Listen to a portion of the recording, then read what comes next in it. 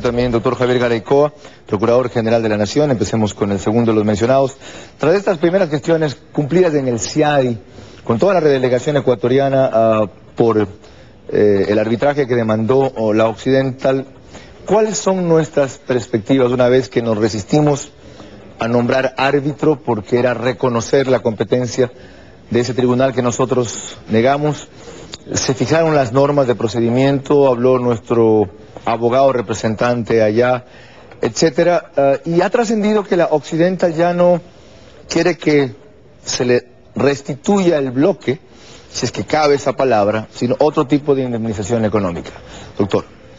Muchas gracias. Bueno, en primer lugar, efectivamente se fijaron las reglas procedimentales y también los periodos de tiempo para llevar adelante el proceso arbitral, que se iniciaría el 15 de julio, con la presentación de la demanda por parte de la OCSI, que debe ser respondida en cuanto a las objeciones que nosotros hemos hecho de jurisdicción el 15 de septiembre, y el 15 de diciembre debemos contestar el asunto de fondo, para tener una audiencia posterior en París en mayo del próximo año. Ya, más adelante usted nos explicará qué hacemos allí si no reconocemos la competencia de ese tribunal, qué es lo que cabe que haga el procurador y este bufete de abogados que nos representa allá. Empezamos hablando sobre esta primera reunión en el CIADI que hubo en Washington. Usted nos decía que hay un plazo para empezar el arbitraje propiamente dicho.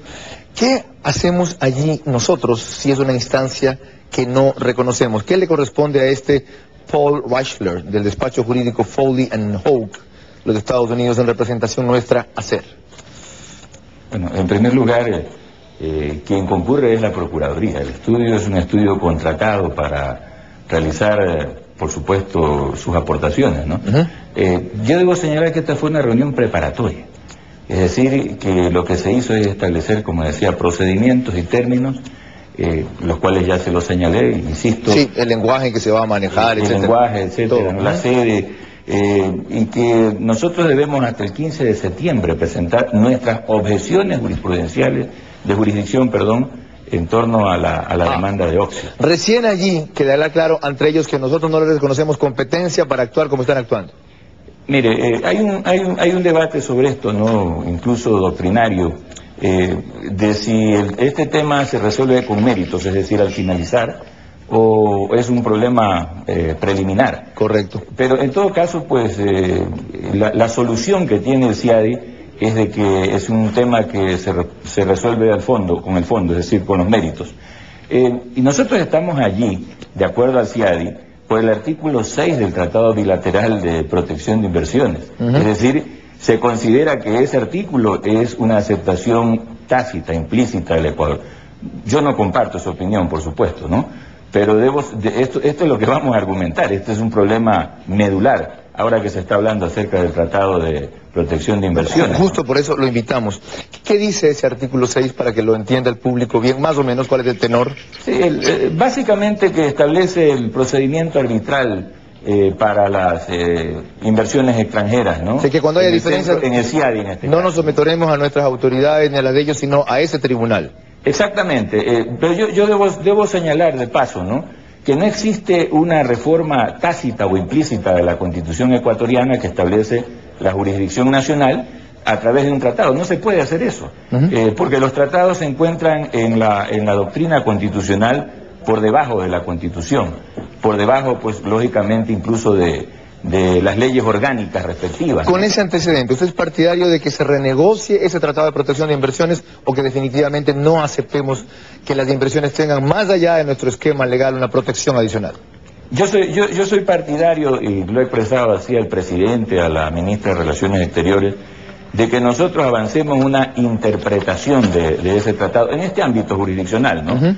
Yo no pretendo intervenir en el conjunto, en el contexto total del tratado, pero en este ámbito jurisdiccional, basándonos incluso en precedentes, en la concepción que existe sobre el tema de las competencias, insisto, que no pueden ser transferidas de manera automática a través de un simple tratado, pues que esa interpretación que la podemos hacer nosotros unilateralmente, que podemos incluso avanzarla en un proceso de reforma, criterio que comparten otras procuradurías en Latinoamérica, debamos nosotros someternos a esta jurisdicción sin haberla previamente aceptado. Señor Procurador. Los arbitrajes deben ser aceptados. Bueno, es decir, todo arbitraje es posible si es aceptado. Si las partes están de acuerdo, las dos. Ruth del Santo le tiene otras inquietudes. Gracias, Carlos. Señor Procurador, muy buenos días. Como abogado del Estado, ¿no está usted obligado a acudir también a la OEA y a otras instancias internacionales ante las cuales los diputados destituidos o restituidos tramitan una demanda contra el Estado precisamente? Si la hubiera, ¿no?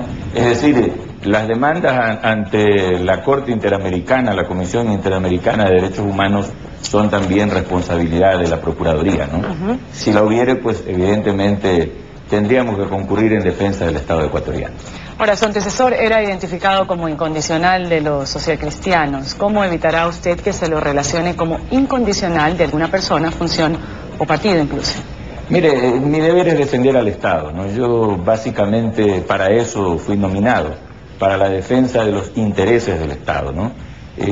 Cuando hablo del Estado no estoy hablando de un gobierno, sino del conjunto de los intereses de los ecuatorianos. Eso, yo debo velar es por esos intereses, ¿no? Esa es la misión específica que tanto la Constitución como la ley orgánica de la Procuraduría me asignan. Gracias, señor Procurador. Carlos. Le agradezco igual.